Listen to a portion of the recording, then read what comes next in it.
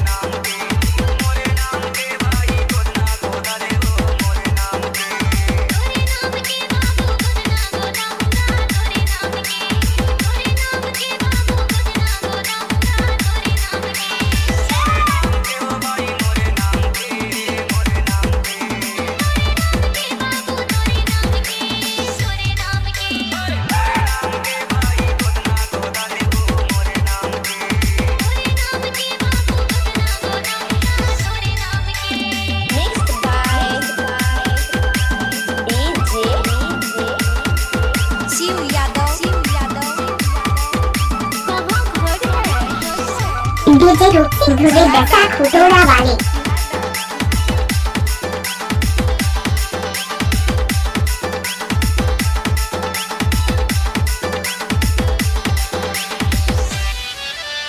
तार से तार मिलता है तो साथ हो जाता है।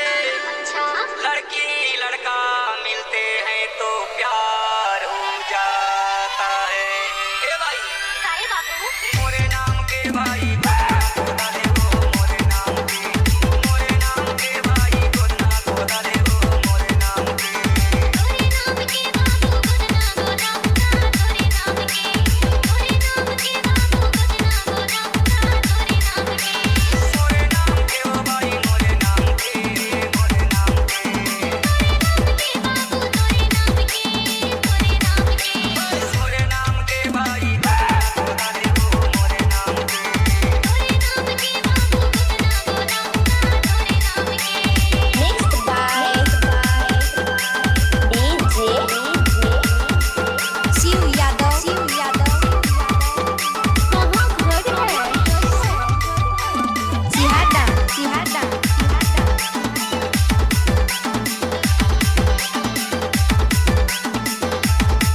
गाना को मिक्स करने का आदत है रूपसिंह धुरवे का। चांदनी चांद से होती है सितारों से नहीं। दोस्ती तुमसे है मेरी जानू हजारों से नहीं। ए भाई काहे बाबू मोरे नाम के भाई गोदना को मोरे नाम के मोरे नाम के भाई गोदना को मोरे नाम के।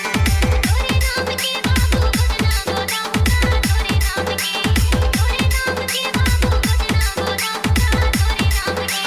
मोरे नाम के ओ भाई मोरे नाम के मोरे नाम के। के बाबू तोरे नाम के तोरे नाम के मोरे नाम के भाई गोदना को मोरे नाम के।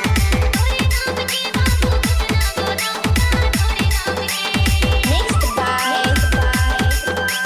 डीजे शिव यादव कहाँ घर है सिहाटा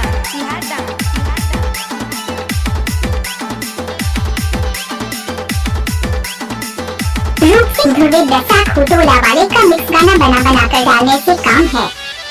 लिखता हूँ खत खून से स्याही ना समझना। अच्छा मरता हूँ तेरी याद से जिंदा ना समझना।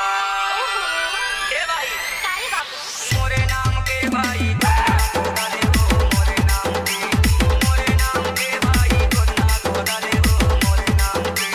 तोरे नाम के बाबू गोदना गोदा तोरे नाम के तोरे नाम के बाबू गोदना गोदा तोरे नाम के। के ओ भाई मोरे नाम के मोरे नाम के।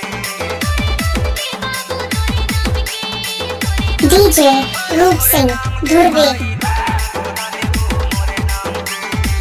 नाम के बाबू गोदना गोदा तोरे नाम के। मोरे नाम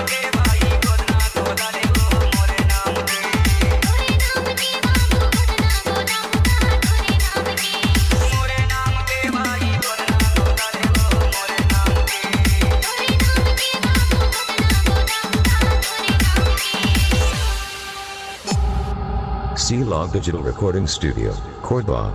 Contact number 9907119215. डीजे रूप सिंह धुर्वे बैसाख हुटोड़ा वाले।